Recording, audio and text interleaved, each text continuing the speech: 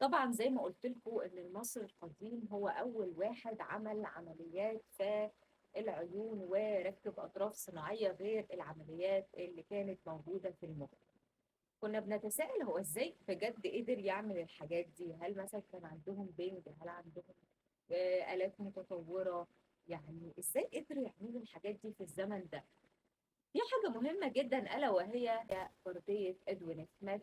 والبردية دي سميت بالشكل ده عشان اكتشفها عالم اسمه إدوين سميث. طيب البردية دي كانت بتتكلم عن ايه يا جماعة؟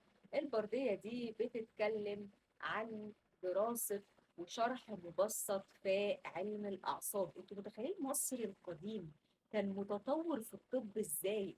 لدرجة ان هو عنده يعني دراسة وشرح مبسط لعلم الأعصاب في البردية دي. دي الحاجات اللي احنا لقيناها، ما بالكم بقى بالحاجات اللي اتسرقت والحاجات اللي اتحرقت في مكتبة الإسكندرية ايام الاسكندر. ما بالكم الحاجات دي كلها يا جماعه؟ يعني ده اللي احنا اكتشفناه. علشان كده المصريين شاطرين قوي في علم الطب. سبحان الله ربنا بيديهم القدره ان هم يعني بيعملوا معجزات يعني بأمر الله سبحانه وتعالى. فبجد فكرة انك تكون طبيب مصري شاطر غير ان هو توفيق من عند ربنا وشطارة منك، دي جينات على فكرة.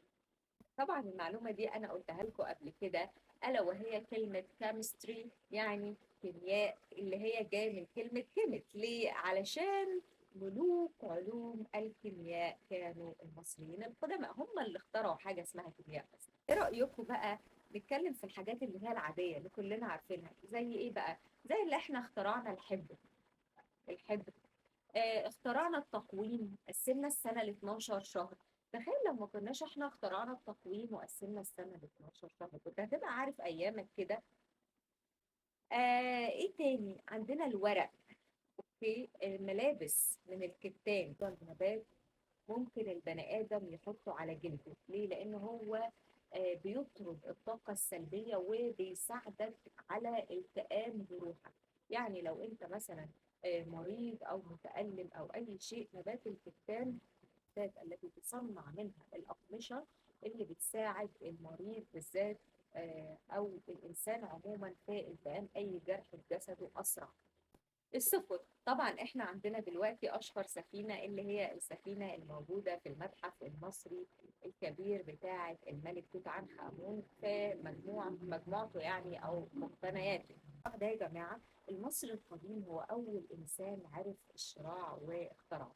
تخيل لو ما كانش فيه الشراع ده، ما كانش هيبقى فيه ابحار، ما كانش هيبقى فيه تبادل ثقافي، تبادل تجاري، لغه، دين، حاجات كتير قوي، اكتشافات، حاجات كتير قوي العالم القديم كان بيتواصل بيها. وكانت نواة هذا التواصل هي الشراع أو السفن.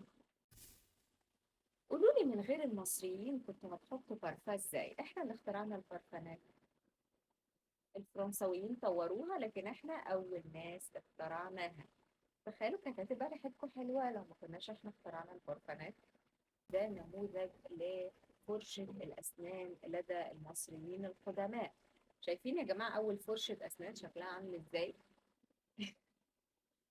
فرشة الأسنان بس، عندكم المعجون كمان. المعجون كان بيتعمل من قشور البيض ونبات النعناع ومادة الفحم. بوريك يا جماعة الناس القرع، ادعوا لنا البنات اللي بيستخدموا الاكستنشن. لعبة البولينج، انتوا عارفين ان احنا عندنا اكتشاف اثري لقينا فيه لعبة البولينج؟ تخيلوا ان ملوك مصر القديمة كان عندهم لعبة البولينج.